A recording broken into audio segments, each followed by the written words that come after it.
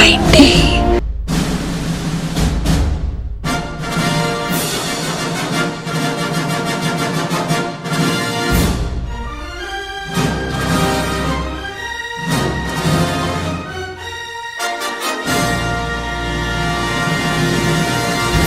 So let's continue the Ice Age 20th Century Studios 90th anniversary countdown with Ice Age Collision Course, the most recent theatrical installment in the franchise. We're about to get sixth one next year, and we have a spin-off that will be tomorrow's review.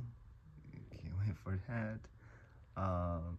So basically, to describe this movie is Ice Age in space, cause there's because Scrat discovers a spaceship and tries to put an acorn in there, and but then the spaceship was going crazy to the point where he crashes planets and accidentally unleashes an asteroid that's about to attack the Ice Age. And the animals in the Ice Age are trying to find a way to stop it and get it with the help of Buck. And it has been considered the worst installment in the franchise up until Buck Wild. We'll get into that late tomorrow. And honestly, I can't blame them, because while this movie has a wonderful animation, and though it feels weird, it feels a little awkward with that.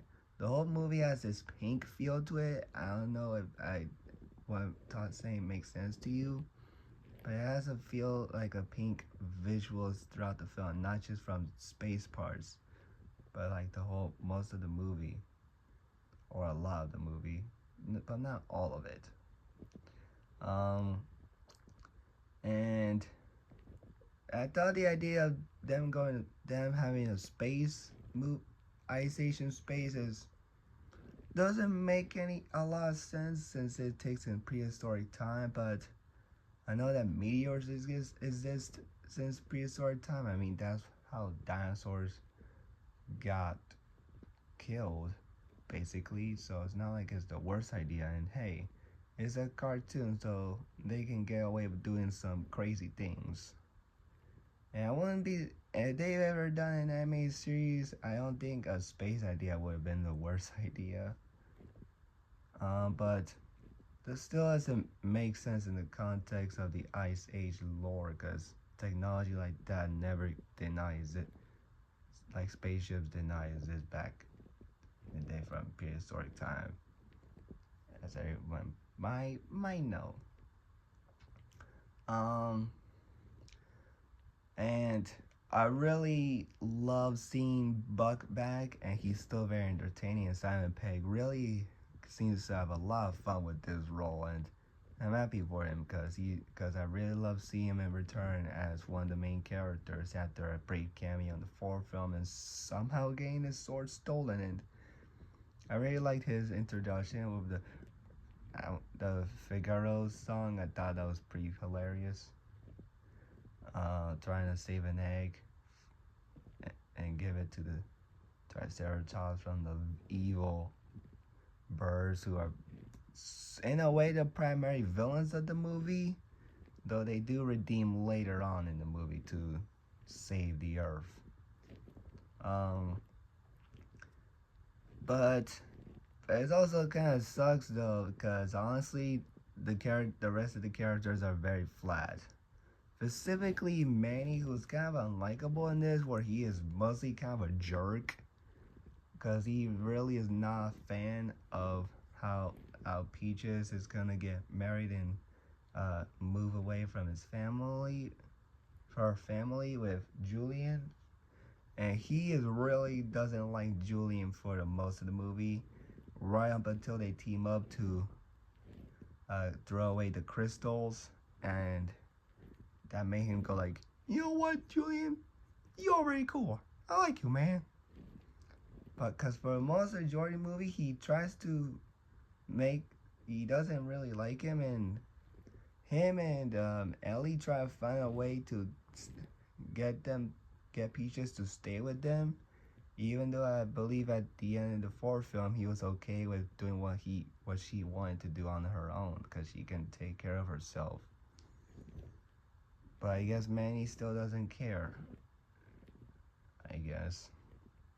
And Sid wasn't that funny. I didn't think he was fun in the movie. His only character trait in the movie is that he apparently broke up with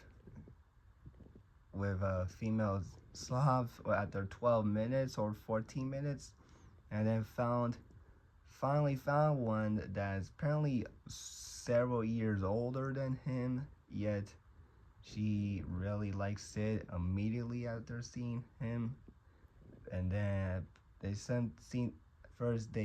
seemed like they were about to leave forever and not see each other again, but finally they went back together, and the female Slav sings a song for him that's the song for the credits, basically. But he was never funny in the movie, honestly, and Diego was underutilized, honestly, and more so with Shira. Kind of wasted time for Jello. Um, and Crash and Nettie were kind of whatevs, I guess. And I thought the llama could have been funny, but he was kind of bland and not that big to the story, honestly. I thought Granny was a little funny. Um, the villains weren't the best ones, honestly. Not even better, honestly. And so and yeah, the biggest problem with the movie is the characters minus Buck and maybe Scratch are very either unlikable or just flat, honestly. That's my biggest issue with the film, and again with the space premise is a little confusing, though you can't say it's the worst idea in the world, but I don't know. Yeah, I don't honestly can't blame them for anyone for saying it's the worst Ice Age movie. We'll see how it goes with Buck Wild, but what do you guys think of Ice Age Collision Course? Let me know in the comments below. And also I love and Scrat has some funny scenes, especially when at the end during the credits where he tries to get the acorn, but the doors were like now. That was pretty funny, but overall, I was not the biggest fan of this movie. Honestly, probably one of the weakest anime sequels of all time. That's my opinion.